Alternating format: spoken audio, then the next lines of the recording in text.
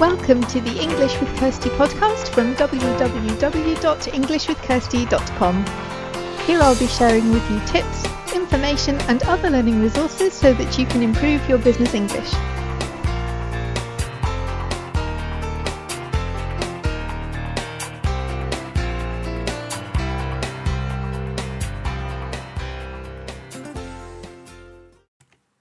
Welcome to episode 185 of the English with Kirsty podcast. So this is another single episode and I want to talk about some of the things that I've noticed with companies who are trying to help their staff by getting them English training, but it doesn't always work out so well for them. And I want to look at some of the things that you should think about. So whether you're somebody who's responsible for other people's learning, specifically if it's language learning, but some of these tips can also be applied to learning different kinds of skills. And if you're not the manager of a team or a team leader or something like that, then you can also apply these to your own learning too. But I wanted to look at this because a lot of the people who come to me aren't doing so because their companies aren't providing any opportunities for them to learn. They're coming because something isn't quite right or something isn't working out for them. And so I thought I'd look at some of these problems that people have and some ways to fix them. Obviously, one way you can fix them is I do offer training, English training, and people are welcome to come to me for that. So this is, not exactly a hidden sales message because I do offer the service that I'm talking about, and anyone who wants to find out more about that can come to my website, which is englishwithkirsty.com, and there is information there in English and German. But this isn't just a long sales pitch. There are things here that people can think about, take away, and some techniques as well, some things to try and give people an opportunity to use their language skills and to practice them in a way that doesn't feel as daunting as some of the things that people are being asked to do. So there's a number of tips here, a number of things to consider when you're either looking for training or looking to develop your own skills. Because I think it is a thing that's happening more and more now. There are more conversations in English, either because companies are doing more business with English-speaking countries or because they're doing business with other countries and English is the easiest language to use as a business language. And I think that a lot of the time people say, oh yeah, I can do that. But then when they actually have to start doing it, they realize that there may be some gaps in their knowledge. So maybe they were good at English at school, but some of the things they have to do at work now is a bit different from those situations. So there may be some gaps in vocabulary or that kind of thing. So I've got a list of things to consider here, and I'm just going to go through them. So the first thing is really to listen to people, because it's easy to think, okay, everybody in my team needs the same training, but that's rarely the case. And often it is cheaper to buy one set of training for everybody to attend as a group, but cheaper isn't always better if you've got people for whom that is too easy or too difficult. If you lump everybody into one big group and it's a very different set of skills to start with, that can be quite difficult for the people in the group because they know that maybe everybody else appears to be better than them. It doesn't mean that they are better than them, because some people are just not very confident but have really good skills. But pushing everybody into the same group, irrespective of their language level, is generally not a good idea, because some people may get bored, some people may feel frustrated, and some people may just find that what you're doing is irrelevant because they know that information, they need help with something else. So training needs assessment is really important to see where the gaps are in the team as a whole and where the individual gaps are and what people feel are the areas that they need the help with. I remember when I was younger and employed rather than self-employed, one of my managers sent me on a course that nobody on my pay grade had been sent on, just because all the stuff that they were doing was irrelevant to me and my job. And so rather than me not having any training, I went with some of the more senior staff to get a qualification which was relevant for me, but it wasn't what everybody else was doing. It was something that was relevant to my job. And I think it's when employers can think about what individuals need as well as what the whole group needs, that's a way to have better results across the team. So number 2, think about whether there is a possibility of allocating a budget for each individual rather than for a team, because a couple of the people, a company that I regularly work with, allows their staff to identify training for themselves, and then will pay for that if they can make a case for it and show that it is a reputable training provider and that the training will meet the training need that they have. But it means that the individuals are more invested in the training because they've gone out and found it themselves, rather than being told this is what you have to do. So yes, it can be more expensive if you're not paying for group sessions, but it also means that that budget that's been allocated for the individual is used by the individual for something that is useful for them. So your company may or not allow that, but some companies do, and it often works well for them because it's focusing on the individual needs that a person has, rather than just what is assumed the need of the whole group is. So number 3, also consider whether group training is the answer, because in some ways it can be. It can be team building as well as developing skills and helping people to learn information. If you do stuff with a group of people who happen to be your team as well, sometimes that can really strengthen the relationships in the team. But sometimes it's just more difficult for people to be vulnerable and to express that they have a need in a certain area if they're with people who they manage or their peers, and that they don't want to appear less competent in front of their peers. So people don't want to embarrass themselves, and sometimes they just withdraw from the training, so they're not actually getting the benefit anyway, because they don't have the confidence to ask the questions about the things that they really don't understand, or they don't want to say, can we go through this again, in front of people who appear to already have understood and want to move on to the next thing. And that's easier if you're with a group of strangers than it is with people whom you're supposed to be managing. So number 4, look at the methods. I work with a lot of people who come to me because the course that their company has paid for won't allow German to be used in the sessions. So opinion is divided about that.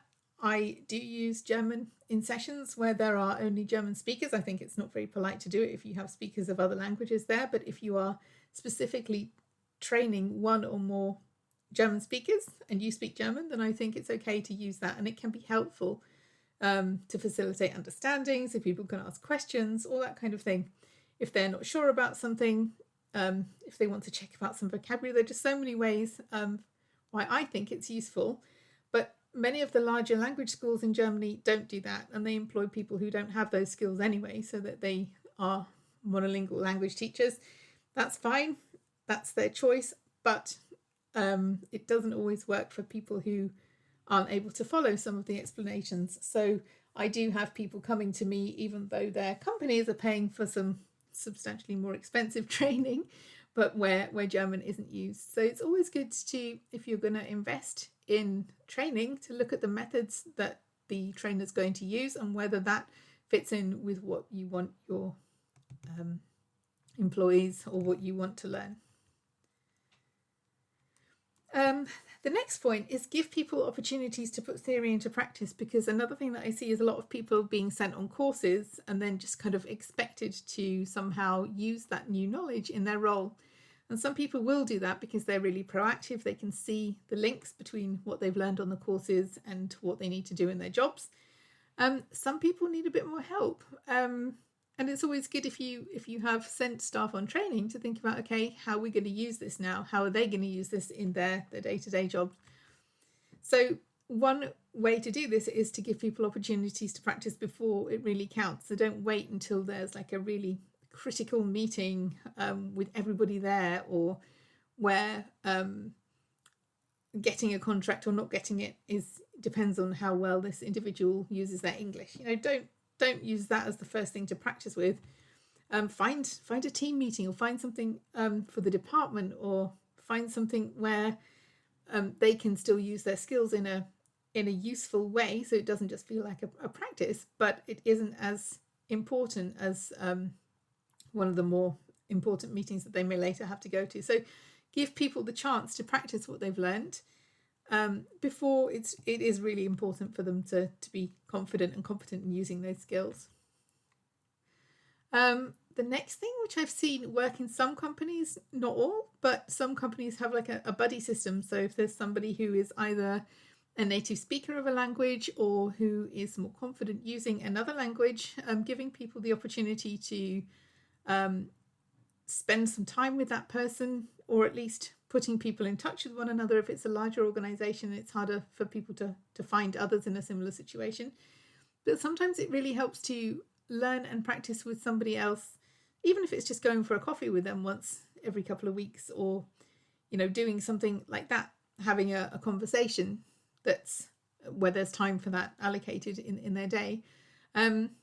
It's not actual training. It probably won't cost you anything apart from those two people's time, but it can be a way for people to develop their confidence at using the other language and putting into practice what they've learned in the training. Give people the chance to try something new with support. So this is more about helping people to push their own boundaries a bit, but in a way where they know that if it doesn't go as well as they hope at the beginning, there'll be someone there to help them.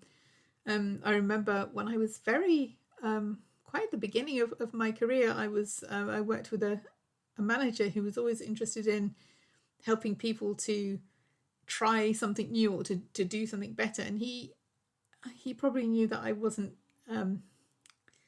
using my full potential in the job that I was in, and I did then leave to get another one that was more challenging. But while I was there, he gave me opportunities to do things that weren't in my job description, but that gave me the opportunity to develop. So sometimes he would give me part of or hand over part of an update to me. So I would have to present to the board at that time about something that we were doing together. He would then do his part as well. But like he said, you've been leading on this, you've been working on this, why, you know, you can present it as well. And so for me, that was a good opportunity. Okay, that was in English.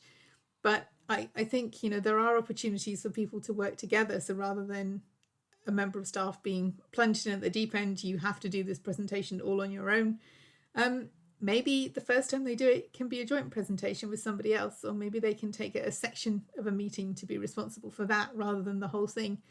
I think sometimes there's a very much all or nothing approach to people using their new skills, and what they really need is a bit of a safety net. So do something with a manager or another colleague for the first time, and then go out into the big wide world and do it on your own. It doesn't have to be as difficult the first time. And I think sometimes there is a bit of a gap in it. Some companies are really good at identifying training and sending people on training, but when it comes to implementing that training in the workplace, they just expect people to hit the ground running.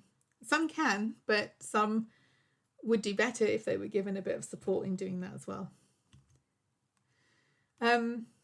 Another thing is give people alternative ways to contribute. So the person who won't shut up at meetings doesn't always have the best ideas. Sometimes better ideas come from people who are a bit more reflective, who are a bit more quiet, and who maybe don't get the opportunity to speak at meetings.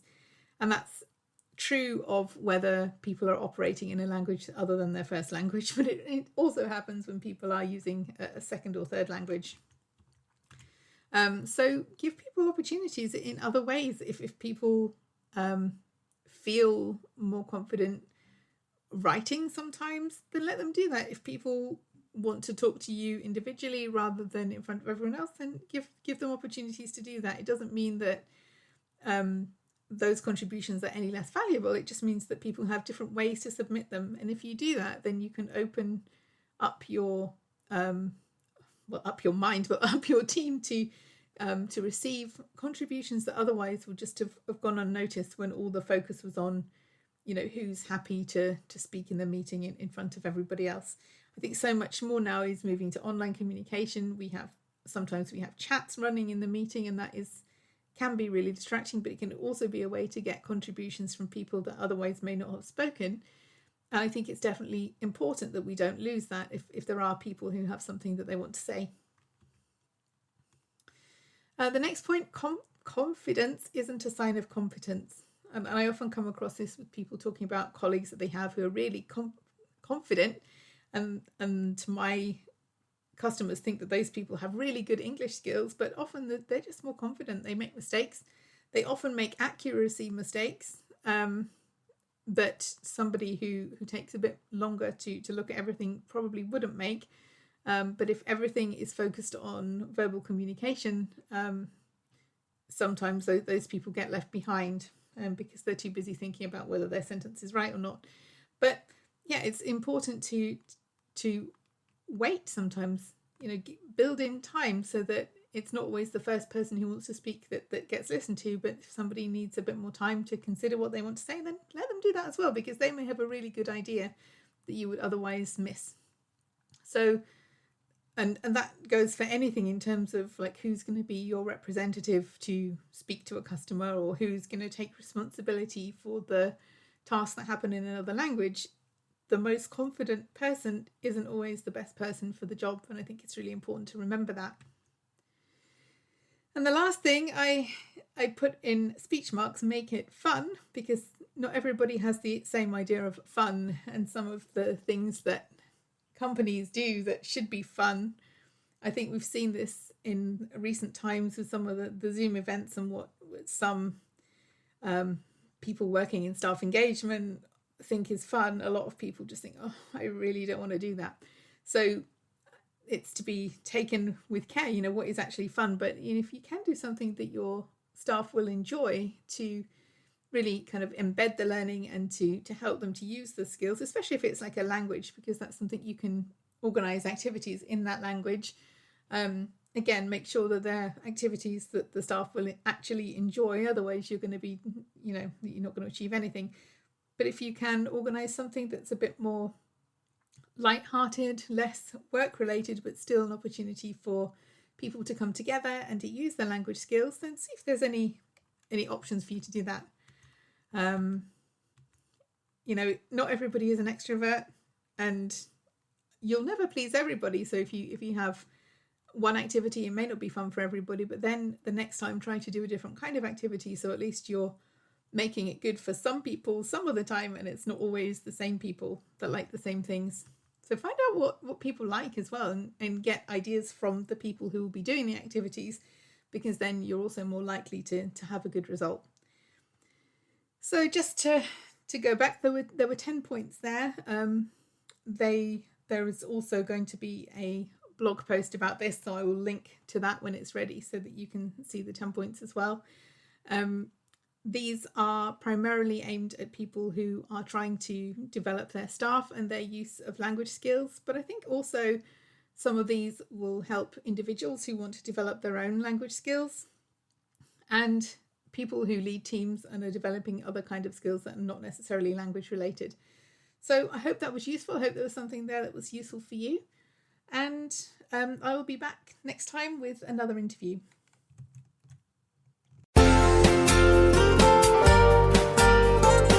I hope you enjoyed this episode of the English with Kirsty podcast. If you have any questions or comments, my email address is kirsty@englishwithkirsty.com, or you can go to www.englishwithkirsty.com/podcast, where you'll find information about the individual episodes.